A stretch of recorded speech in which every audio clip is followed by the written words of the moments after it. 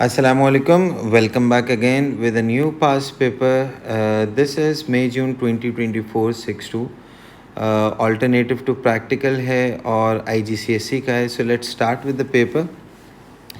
So in the first question, what is given to you कि एक student है वो स्प्रिंग कांस्टेंट को मेजर कर रहा है दो डिफरेंट मेथड्स के थ्रू. स्प्रिंग कांस्टेंट आपको पता होगा कि ये आपके पास एक कांस्टेंट होता है. यहाँ पे एक लॉ भी आपको याद होना चाहिए, Hooke's law, which is F is equals to K X. तो ये बताता है कि force is directly proportional to extension. जितनी ज़्यादा फोर्स लगाएंगे उतनी ज़्यादा एक्सटेंशन भी प्रोड्यूस होगी.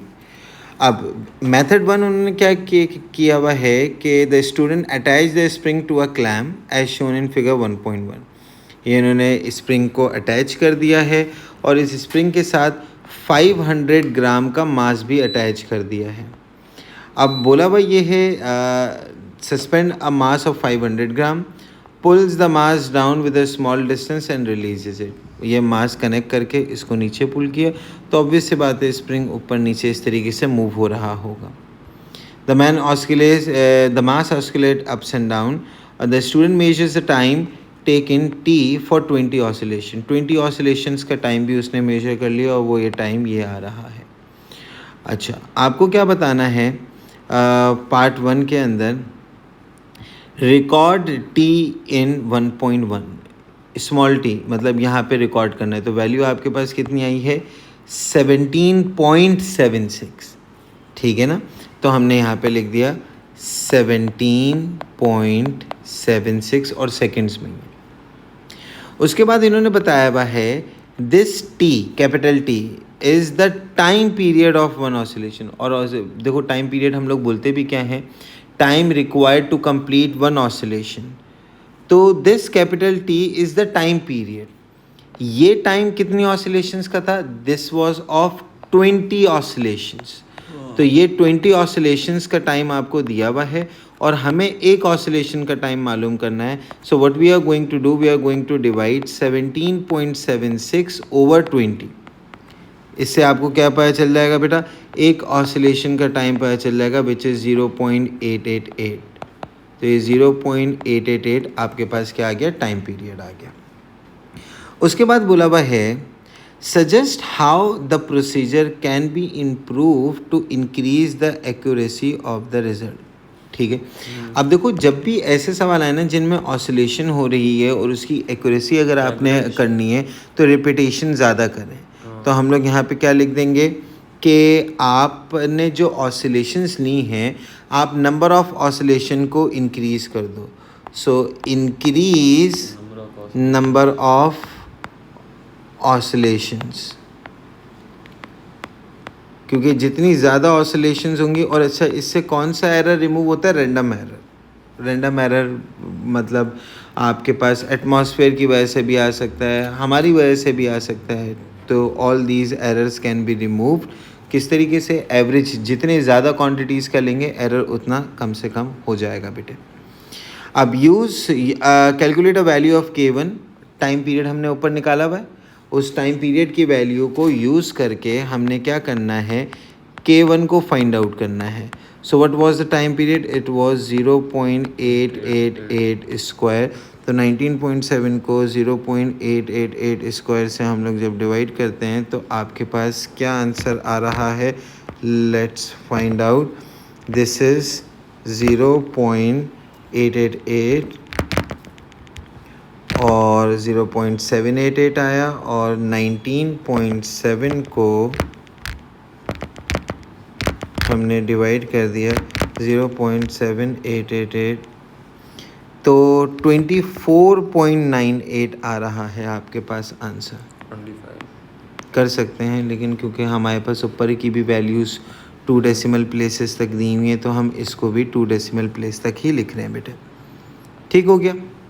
अच्छा जी, ये स्प्रिंग कांस्टेंट आपके पास आ गया. अब इन्होंने एक मेथड 2 भी दिया हुआ है कि student measures the stretch length L, वही with 500 gram mass still attach. 500 gram mass attach है और उसके बाद ऑब्वियस सी बात है स्प्रिंग की लेंथ बढ़ गई बेटे. ठीक है. अब इन्होंने figure 1.3 shows the stretch spring drawn to a scale of 1/4.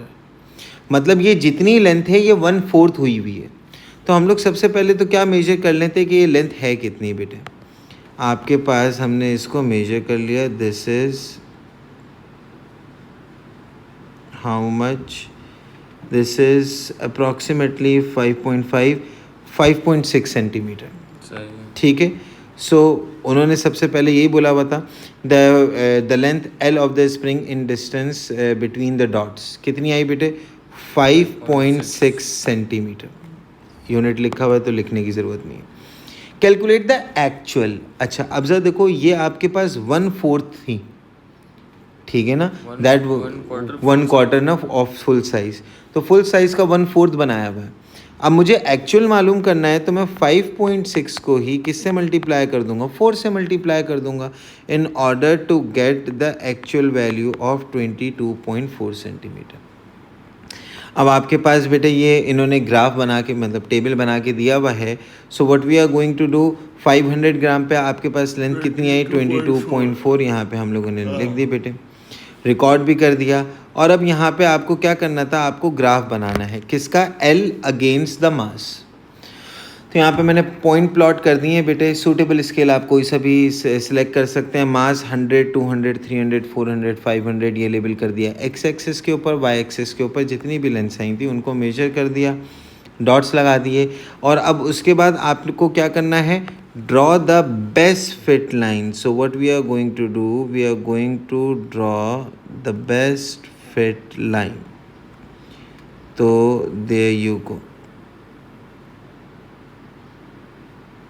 ठीक हो गया, ये आपके पास बेस्ट फिट लाइन बन गई बेटे। उसके बाद आपके पास calculate the gradient G of your line. So obviously for finding out the gradient you require 2 points. तो कोई से भी अच्छे अच्छे से 2 पॉइंट्स आप ले लो बेटे। एक तो आपके पास ये आ रहा है विच इज़ 200,10, ठीक। एक इसी तरीके से हम पॉइंट ले लेते हैं, this is the point which is 500 and this is 21, 22, 22.5. So 500 and 22.5 या 4 जो भी लेना चाहें, ठीक है। ग्रेडियंट निकाल लेते हैं। ग्रेडियंट का formula y2 minus y1 over x2 minus x1, तो 22. यस, तो आपके पास कितना आ गया, 22.5 minus 10, 12.5 over 300. So the answer is 0.41666. Yes. अब हमने क्या करना है बेटा, we have to divide if in order to find out the value of K2। उन्होंने बोला हुआ है K2 किसके बराबर है, K2 is equals to 1 over जी।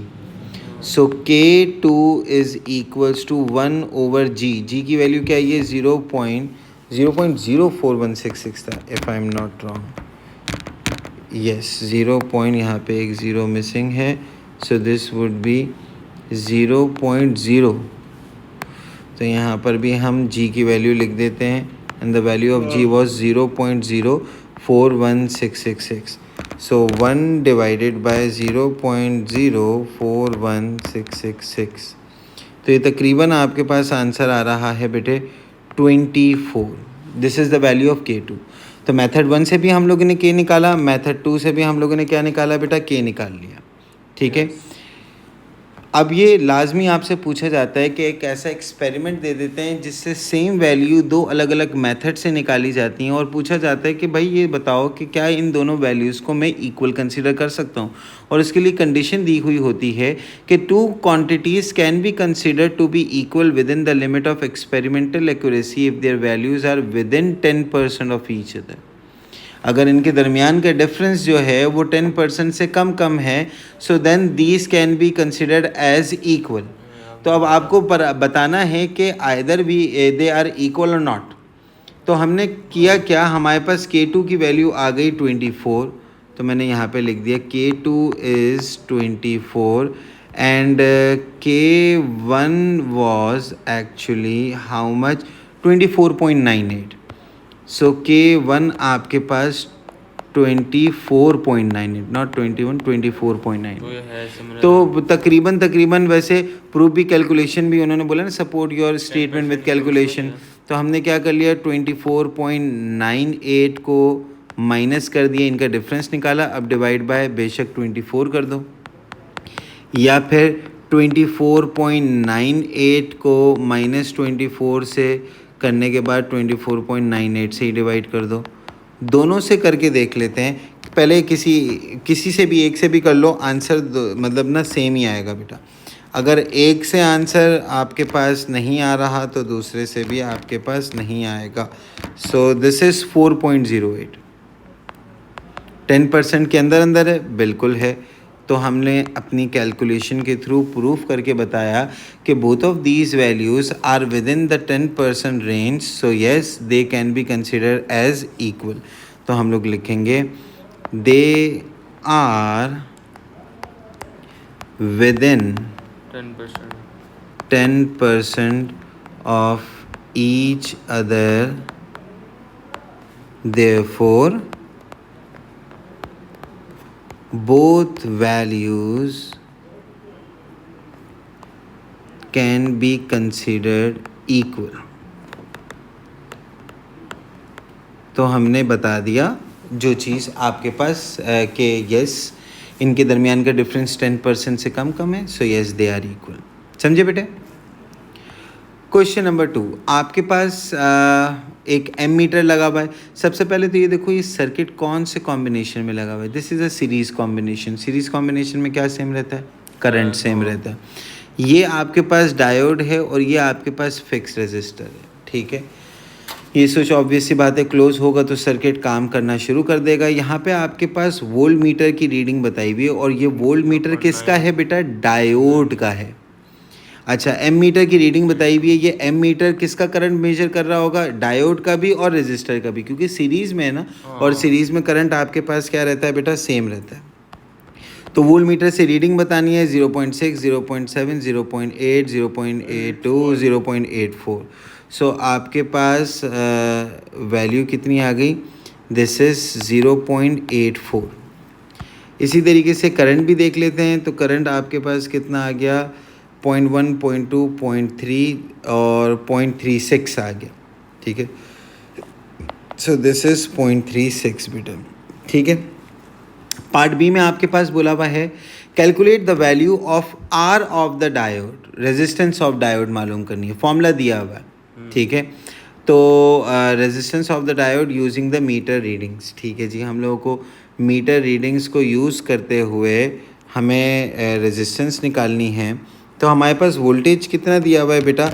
अभी अभी जो हमने कैलकुलेट किया है दैट इज़ 0.84 बेटे, ठीक है।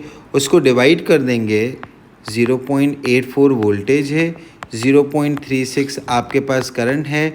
फॉर्मूला भी दिया हुआ है इस पेपर में, कोई याद करने वाली चीज़ें नहीं है, बस सिर्फ दिमाग का काम है। स्टेटमेंट्स को गौर से पढ़ोगे, काम ऑटोमेटिकली हो जाएगा बेटा। ये देखो दिया हुआ है R is equals to V over I, ठीक है। तो आपके पास आंसर ये कितना आ गया बेटा? 2.333, तो 2.3 ओम। तो यहाँ पे हमने टेबल में रिकॉर्ड भी कर दिया बेटा। पार्ट सी में आपके पास बोला हुआ ये है कि अब एक दफ़ा स्टूडेंट ने वही सेम कॉम्बिनेशन रखा हुआ है, लेकिन 10 ओम के साथ एक 3 ओम का रजिस्टर भी लगा दिया एडिशनल, और फिर उसके बाद 10 ओम के साथ 3 और 7 ये दोनों लगा दिए, ठीक है। Complete table 2.1 by adding the missing values of R and I, ठीक है।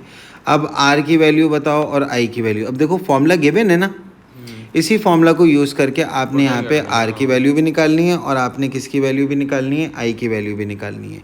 तो अगर मैं यहाँ पे आर की वैल्यू निकालना चाहूँ तो आर की वैल्यू हम लोग किस तरीके से निकालेंगे? V over I. So 0.83 over 0.27, जो कि आंसर आ जाएगा बेटा आपके पास 3.1 ओम। सो दिस इज़ 3.1 ओम। अब इसी तरीके से इसी फॉर्मूला को यूज़ करके हमने क्या करना है? आई की निकालनी है। तो v ओवर आर हो जाएगा बेटा। v आपके पास कितना दिया हुआ है? दैट इज़ 0.81 ओवर 4.5 बेटे। तो आपके पास आ जाएगा 0.18। ये आपके पास करंट भी आ गया। ठीक हो गया बेटे। उसके बाद आपके पास बोला हुआ है as the resistance between terminal X and Y is increase the current changes, state the relationship between the current and the potential difference across the diode. ठीक है, अब जरा देखो, अब हम अगर रीडिंग भी देखें तो एक्स और वाई के दरमियान के टर्मिनल्स के दरमियान ऐसे रेजिस्टेंस चेंज हुई है। जैसे जैसे आपके पास रेजिस्टेंस चेंज हुई है, करंट क्या हो गया बेटा? करंट आपके पास कम हुआ है। अगर वोल्टेज भी देखें तो वोल्टेज ऑफ द डायोड के ऊपर इतना कोई ख़ास फ़र्क नहीं पड़ा, स्लाइटली चेंज हुआ। तो हम लोग यहाँ पे लिख देंगे कि आपके पास कि एज द करंट, करंट क्या हुआ बेटा? डिक्रीज हुआ ना। As the current decreases the potential difference, मैं अभी पी डी लिख रहा हूँ, आपने पूरा पोटेंशियल डिफरेंस लिखना है बेटा। The potential difference remain approximately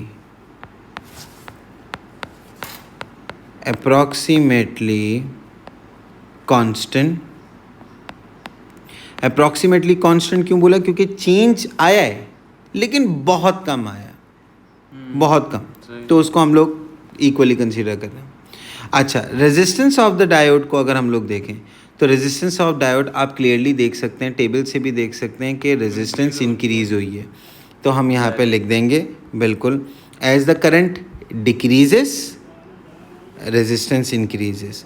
so as the current decreases आपके पास क्या इंक्रीज हो गया? Resistance increases. ठीक हो गया बेटे? अच्छा जी, अब ज़रा देखो बेटा, डायोड के बारे में एक वैसे ख़ास बात बताऊं, डायोड आपके पास एक ऐसा इलेक्ट्रिकल कंपोनेंट है जो करंट को एक ही डायरेक्शन में फ्लो करने देता है। मतलब क्या है कि लेट सपोज कि अगर यहाँ पर अभी सर्किट रनिंग कंडीशन में मैं डायोड को अगर उल्टा लगा दूँ तो अब करंट आगे जाएगा ही नहीं, पास ही नहीं होगा बेटा, क्योंकि यूनिडायरेक्शनल है ना बेटे। तो अब जरा देखो अगला सवाल, student attempt to set up the circuit, the student find that ammeter does not give the reading when the circuit is complete, the ammeter is not broken as well. तो उन्होंने बता दिया एमीटर में तो खराबी नहीं है। ठीक है, suggest what the student may done incorrectly while setting up the circuit. तो उसने डायोड उल्टा लगा दिया होगा, इसी वजह से आपके पास करंट पास नहीं हो रहा। मे बी पॉसिबल आपके पास पावर सप्लाई उल्टी लगा दी हो एमीटर, तो मतलब जहाँ पर डायोड है कनेक्शन एक जैसे रहने चाहिए। तो हम यहाँ पे लिख सकते हैं the diode is in wrong direction. Diode की डायरेक्शन आपके पास क्या है बेटे? गलत है। अब पार्ट एफ में name a single device that can be used to control the current in the circuit instead of adding extra resistor. ये हम लोगों ने यहाँ पे देखो एक्स्ट्रा रजिस्टर लगा रहे थे ना, इन्होंने कहा कोई एक ऐसा कंपोनेंट लगा दो जिससे हमें कोई फिर सर्किट में चेंज ना करना पड़े लेकिन रेजिस्टेंस चेंज होती रहे। वेरिएबल रजिस्टर, वेरी गुड बेटे। तो नेम ऑफ डिवाइस क्या हो जाएगा आपके पास? वेरिएबल रजिस्टर हो जाएगा। और वेरिएबल रजिस्टर का अब आपने क्या करना है? सिंबल बनाना है। तो क्या होता है बेटा? ये करके एक अदद एरो बना देते हैं, this is a variable resistor. ठीक हो गया बेटे? अगला सवाल देखें, यहाँ पे आपके पास ये सवाल थोड़ा सा मतलब ना आपको समझना पड़ेगा और इसको गौर से देखना। A student investigate the deviation of the ray passing through the transparent block ABCD। ठीक है, रिफ्रैक्टिव इंडेक्स आपको n दिया हुआ है, एक लाइन इन्होंने FE बना के दी हुई है, ABCD आपके पास इन्होंने रेक्टेंगुलर ब्लॉक मार्क करके दिया हुआ है, ये दो क्रॉसेस आपको दिए हुए हैं। सबसे पहली चीज़ आपको यहाँ पे अब क्या बनानी है? You have to draw a normal line draw करनी है at point E, extend the normal above AB and below CD। Label the upper part as N and the lower part as M। ठीक है, where the normal and the point where the normal crosses CD with the letter G। तो सबसे पहली चीज़, अब देखो statement पढ़ लेना। Normal कौन सी लाइन होती है? नॉर्मल एक ऐसी लाइन होती है जो आपके पेटे सरफेस के साथ 90 डिग्री पे होती है, ठीक है। तो हमने यहाँ पर नॉर्मल बनाना था, इस पॉइंट पे हमें नॉर्मल बनाना है।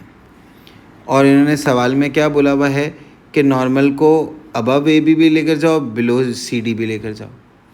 और उसके बाद इन्होंने कुछ चीज़ें बोली हुई हैं, ज़रा उनको देख लेते हैं। ऊपर वाले पार्ट को इन्होंने बोला एन से शो कर दें। अच्छा, नॉर्मल लाइन आपके पास डॉटेड लाइन होती है, तो इसको हमने डॉटेड लाइन बना दिया बेटे। नॉर्मल लाइन हमेशा याद रखना डॉटेड लाइन है, ठीक है बेटे। तो ये आपके पास आ गई नॉर्मल, ठीक हो गया बेटे। अब अपर पार्ट को इन्होंने बोला था एन से शो कर दो, और लोअर पार्ट को इन्होंने बोला हुआ था एम से शो कर दो। और वो पॉइंट जहाँ पर आपके पास नॉर्मल क्रॉस कर रहा है सी डी को, इस पॉइंट को जी बोल दो। So this is the point which is called as G, ठीक। अब ना measure the angle between the line F E and E N. F E और ई एन मतलब ये वाला एंगल मेजर करने के लिए बोल रहे हैं। तो आइए ज़रा मेजर कर लेते हैं। यहाँ से आपके पास 90 से जा रहा है 150 तक, तो 60 डिग्री हो गया, ठीक हो गया बेटा। सो दिस इज़ 60 डिग्री। तो यहाँ पे हम लोग मार्क लगा देते हैं, this is the angle 60 degree, और यहाँ पर भी हम लोग लिख देते हैं दिस इज़ 60 डिग्री। उसके बाद बोला हुआ है आपके पास बेटे, the student position an illuminated slit on the ray trace so that the ray of light passes along FE towards E, ठीक है। FE towards E, FE से E की तरफ जा रही है बेटे। आगे ज़रा देखें, mark and label with small crosses 2 points on the ray that leaves the CD of the block, remove the transparent block। ये 2 क्रॉसेस लगाए में हैं जहाँ से लाइन इस ट्रांसपेरेंट ब्लॉक से बाहर गई है बेटे, ये वो बता दिया है आपको। उसके बाद आपको क्या क्या बोला हुआ है ज़रा देखो बेटे। Extend the line F E until it meets the right hand edge of the face and label the end as G. F E की लाइन को एक्सटेंड कर दो, इतना एक्सटेंड कर दो कि वो कहाँ पे चली जाए बेटे, वो आपके पास बी सी को टच करे। बी सी वाली जो लाइन है ना बेटा, इसको टच करे, और जहाँ पे टच कर रही है बेटे उसको आपने लेबल कर देना है किसके साथ, जी के साथ। तो हमने किया क्या, हम यहाँ पर एक लाइन ड्रॉ की, ये आ गई आपके पास लाइन, और इसको एक्सटेंड करके यहाँ पे ले गए, और जहाँ तक ये जा रही है वहाँ पे हम लोगों ने क्या मार्क कर देना बेटा, पॉइंट जी मार्क कर देना, ठीक है। तो देखो सिर्फ और सिर्फ इंस्ट्रक्शंस को गौर से पढ़ना है और काम हो जाना है। Draw a straight line through the 2 crosses to meet C D. ये जो सी डी से 2 क्रॉसेस जा रहे हैं, इनके अक्रॉस आप क्या कर लो, 2 स्ट्रेट लाइन बना लो, मतलब इनको मीट करवा दो बेटे। तो ये आ गया आपके पास, इनको मीट भी करवा दिया और ये 2 क्रॉसेस को ज्वाइन भी हो गया, ठीक हो गया बेटे। आगे ज़रा देखते हैं बेटे और क्या बोला हुआ है। अच्छा, label the point where the line C D meets with the letter H, ठीक। अब ये जो सी डी की लाइन यहाँ पे जो मीट कर रही है, यहाँ पे इन्होंने क्या कर दिया, इस पॉइंट को लेबल करके एच बोल दो। क्रॉसेस से जो लाइन बनाई वो जहाँ पर सी डी को टच कर रही है उस पॉइंट को एच बोल दो, बोल दिया भाई। ये काम हो गया, ये सारे काम होते हुए आ रहे हैं बेटे। उसके बाद label the other end of the line with the letter J. इसी लाइन के अदर एंड को जे बोल दो, ठीक है भाई। Draw a straight line from E to H. E to H एक लाइन ड्रॉ कर लो। तो हमने किया क्या, बिल्कुल ठीक, ये हम ई टू एच अब एक लाइन ड्रॉ कर लेते हैं।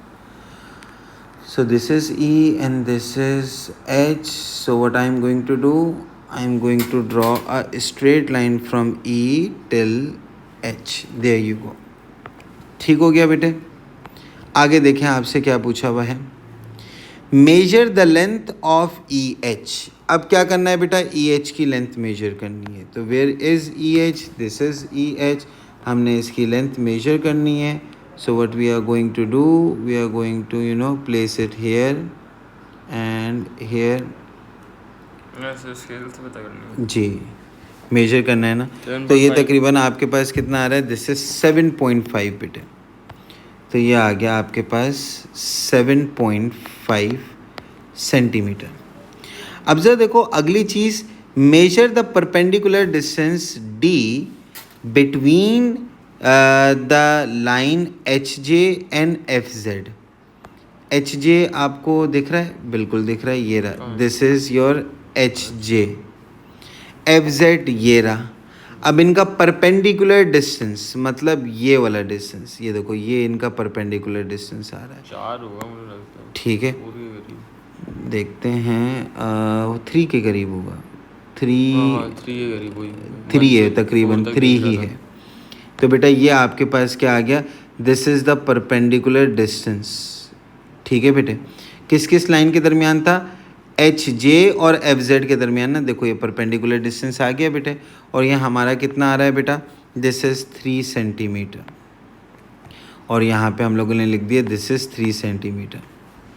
अब आपको क्या करना है, calculate D over L. D की वैल्यू आपके पास कितनी आई है बेटा, 3 आई है। एल की वैल्यू आपके पास कितनी आई है बेटे, 7.5। तो 3 को हमने 7.5 से डिवाइड कर दिया, आंसर आ रहा है 0.4। ठीक हो गया बेटे। अच्छा जी, अब आगे देखो क्या बोला हुआ है, the measurement of the quality is reproducible if the similar result is obtain when the measure is repeated by different method और under different condition. Suggest how the student can adapt this experiment to check if the value of D over L is reproducible or not. D over L की value reproducible है या नहीं है, आप कैसे करेंगे।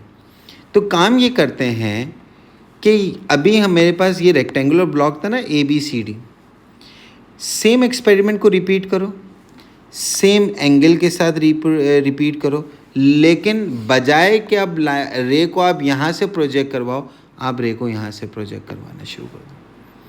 मतलब हमने देखा कि जो डी ओवर एल की वैल्यू आई है, क्या ये वापस आ सकती है अगर हम लोग कंडीशन दूसरी रखें। तो हमने कंडीशन क्या रखी कि बजाय पहले ए बी के ऊपर मैं लाइट को प्रोजेक्ट करवा रहा था, अब मैंने क्या किया, मैंने अब सी डी से करवाया और सेम काम किया। एंगल भी सेम रखना लाजमी है, एंगल तो सेम रखना लाजमी है बेटे।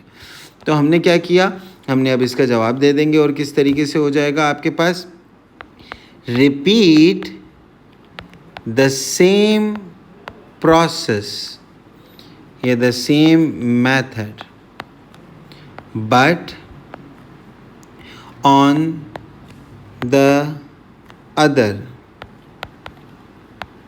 side of normal or with the same angle, angle same रखें, with the same angle of 60 degree, 60 degree का एंगल रिपीट करके वो उसी तरीके से आपने जब एक्सपेरिमेंट करेंगे तो आपकी डी ओवर एल की वैल्यू दोबारा वही आएगी।